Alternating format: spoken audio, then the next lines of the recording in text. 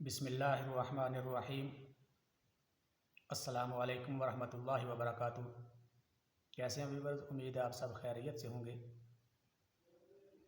جیسا کہ آج کل جو ایک پوری دنیا کے اندر گرما گرم خبر ہے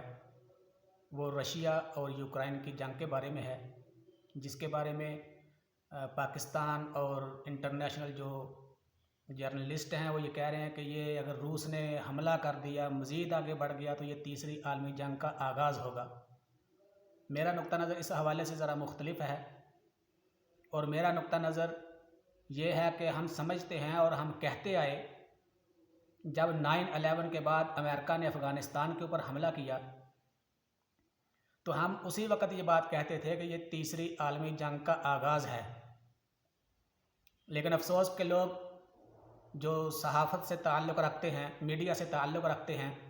وہ آج 22-23 سال کے بعد اس چیز کو لوگوں کے سامنے بیان کر رہے ہیں کہ یہ تیسری عالمی جنگ کا آغاز ہو سکتا ہے۔ ایسا بالکل بھی نہیں ہے۔ ہم آج بھی اپنی اسی بات پر قائم ہیں، اور جب کبھی مورخ تاریخ لکھے گا تو وہ 9/11 کے بعد جو امریکہ نے افغانستان پر حملہ کیا وہ یہاں سے ہی تیسری عالمی جنگ کے آغاز کو لکھے گا کہ یہ تیسری عالمی جنگ کا آغاز تھا۔ اگر اب آپ اس وقت کے حالات کو دیکھیں، امریکہ افغانستان کے اندر آیا، اس کے بعد اس نے عراق کے اندر آگ اور خون کا کھیل کھیلا، اس کے بعد شام میں قتل و غارت کا بازار گرم کیا، پھر اس کے بعد یمن کے کیا حالات بنے، پھر اسرائیل نے اور فلسطین کی جو جنگ ہوئی وہاں کتنا نقصان ہوا، اس کے اسی دوران اسی پیریڈ میں برما کے اندر جو مسلمانوں کے ساتھ کیا گیا اس کو بھی دنیا بھول گئی۔ پھر اپنے ہی اسلامی ممالک بنگلہ دیش نے ان لوگوں کو سرحد پار کرنے سے بھی روک دیا۔ اس کے بعد بھارت نے کشمیر کے اندر جو نیا قانون لاگو کیا، یہ سب کڑیاں اگر ملاتے جائیں تو یہ تیسری عالمی جنگ کا آغاز اسی وقت ہو گیا تھا جب امریکہ نے افغانستان کے اوپر جارحانہ حملہ کیا۔ آج دنیا بہت پریشان ہے، ہلکان ہوئے جا رہے ہیں کہ جی روس نے اگر یورپ کے اوپر حملہ کر دیا تو یہ تیسری عالمی جنگ کا آغاز ہوگا، یا اگر اس نے ایٹمی حملہ کر دیا تو یہ تیسری عالمی جنگ کا آغاز ہوگا۔ ہمیں اس جنگ سے کیا لینا دینا؟ سوشل میڈیا کے اوپر دیکھتے ہیں لوگ کہتے ہیں جی یوکرائن کے ساتھ اچھا ہوا، یوکرائن نے مسلمانوں کے خلاف امریکہ کے ساتھ مل کر عراق کے اندر جو کچھ کیا، آج یوکرائن اس کو بھگت رہا ہے۔ عراق کے اندر امریکہ کا جو دوسرا اتحادی جس کی سب سے زیادہ فوج تھی 7,000 کے لگ بھگ، وہ یوکرائن تھا۔ آج یوکرائن کے اوپر رشیا نے اگر حملہ کیا تو ہمارے بعض سادہ لوگ مسلمان اس بات پر خوش ہیں کہ وہ اس چیز کا مزہ چکھ رہا ہے جو اس نے عراق کے اندر کیا۔ تو بھائی اگر کچھ اور پیچھے چلے جاؤ تو رشیا نے جو کچھ افغانستان کے اندر کیا تھا یا دیگر اسلامی ممالک میں کیا تو وہ پھول دینے آیا تھا افغانستان میں 12 سال جو رہا تھا۔ اس لیے ساری حقیقت کو دیکھیں، یہ مفادات کی جنگ ہے، اور مفادات میں کون کس کے ساتھ ہوتا ہے یہ ہر وہ بندہ جانتا ہے جس کے سامنے اپنے مفادات ہوتے ہیں، جس کو اپنی ریاست کی فکر ہوتی ہے، اپنے قوم کے لیے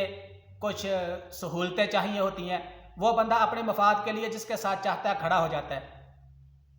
ابھی پیوٹن نے کچھ عرصہ پہلے ایران کے صدر اور طیب اردگان کے ساتھ مل کر ایک جو میٹنگ ان کی ہوئی جس میں اس نے قرآن پاک کی آیت پڑھی، وَاعْتَصِمُوا بِحَبْلِ اللَّهِ جَمِيعًا وَلَا تَفَرَّقُوا، کہ مسلمانوں تمہارے قرآن کے اندر یہ لکھا ہوا ہے کہ مسلمانوں کو مل کے اللہ کی رسی کو مضبوطی سے تھامنا چاہیے اور آپس میں تفرقہ نہیں ڈالنا چاہیے۔ اس کے بعد ابھی اس جنگ سے کچھ دیر پہلے پیوٹن نے ایک بیان دیا کہ یہ آزادی اظہار رائے نہیں ہے کہ مسلمانوں کے نبی صلی اللہ علیہ وآلہ وسلم کی نعوذ باللہ توہین کی جائے۔ تو ہم مسلمانوں نے اس کو بہت سراہا۔ اصل میں یہ ایک ٹھیک ہے، سراہنا چاہیے،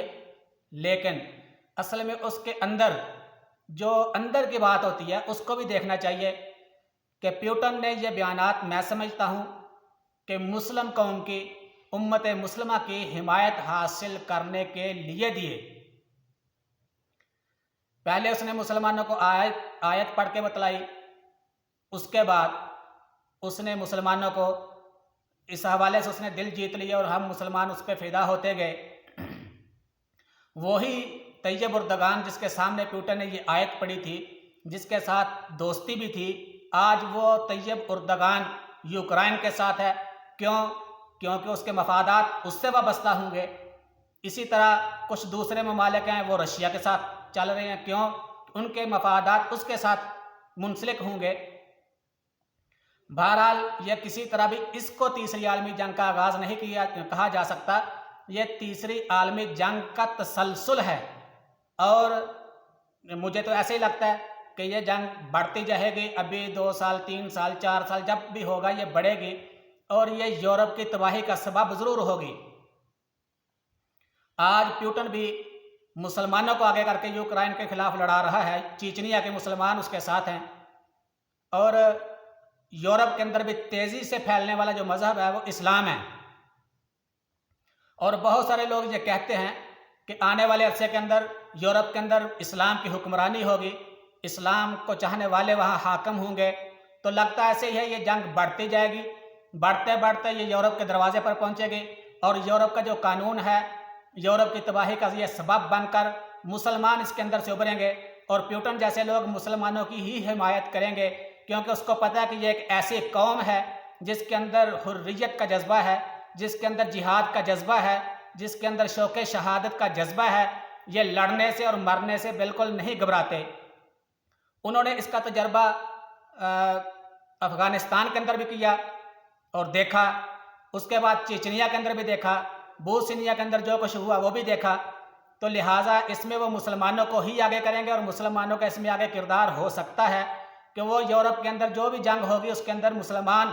ایک اہم کردار ادا کریں، اور بعد میں مسلمانوں کی ہی وہاں حکومت ہوگی۔ دنیا تو یہ کہتی ہے کہ بابا وانگا نے پیشگوئی کی کہ یورپ تباہ ہو جائے گا، اور اس کے اندر پیوٹن ایک حکمران بن کے ابھرے گا۔ میں اس کو ایسا نہیں سمجھتا۔ میں سمجھتا ہوں کہ وہاں حکمرانی، اگر یورپ کی تباہی ہوتی ہے، یورپ کے اندر جنگ ہوتی ہے، وہ پیوٹن وہاں تک جنگ لے جائے یا یورپ آپس کے اندر گتھم گتھا ہو جائیں، بہرحال وہاں فتح جو ہوگی وہ پیوٹن کی یا کسی اور کی نہیں ہوگی، نہ سیکولرزم کی نہ سوشلزم کی ہوگی، وہ فتح مسلمانوں کی فتح ہوگی، کیونکہ مسلمانوں کی نشاط ثانیہ انشاءاللہ قریب ہے۔ جو حالات و واقعات دنیا کے اندر چل رہے ہیں اور جو رزلٹ اس کے نکل رہے ہیں، اس کے اندر پسنے کے بعد، مظلومیت کے دور سے گزرنے کے بعد مسلمانوں کے پاس پاور اور قوت آتی جا رہی ہے۔ تو انشاءاللہ العزیز اگر یہ جنگ بڑھتی ہے اور پھیلتی ہے، پھیلنا تو ضرور ہے، کیونکہ تیسری عالمی جنگ کا آغاز ہو چکا ہے، یہ سٹیپ بائی سٹیپ چل رہی ہے، یہ کب تک چلے گی یہ اس کائنات کا مالک ہی جانتا ہے، لیکن حالات و واقعات یہی بتلا رہے ہیں کہ یہ جنگ پھیلے گی، اور پھیلنے کے بعد اس کا جب رزلٹ نکلے گا وہ رزلٹ مسلمانوں کے حق میں ہوگا، اور انشاءاللہ العزیز مسلمانوں کا روشن مستقبل اور وہ زمانہ جس کے بارے میں بتلایا گیا ہے وہ قریب ہے، اور انشاءاللہ العزیز مسلمان اس جنگ کو اپنے حق کے اندر استعمال کر سکتے ہیں، اور مسلمانوں کو ہی انشاءاللہ العزیز فتح ہوگی۔ جنگ شروع بھی مسلمانوں پر حملے سے ہوئی تھی، جو 9/11 کے بعد افغانستان پر حملہ ہوا، تو وہاں سے جو رزلٹ نکلا وہ ساری دنیا نے دیکھا۔ بالکل ایسے انشاءاللہ العزیز یہ جو جنگ بڑھتی جائے گی، اس کے جو فیصلے ہوں گے وہ مسلمانوں کے حق کے اندر ہوتے جائیں گے۔ اللہ پاک ہم سب کو سمجھنے کی توفیق عطا فرمائے، اور اللہ پاک حق سچ کا ساتھ دینے کی توفیق نصیب فرمائے۔ ملتے ہیں نیکسٹ ویڈیو کے اندر، تب تک اجازت دیجیے۔ السلام علیکم ورحمۃ اللہ وبرکاتہ۔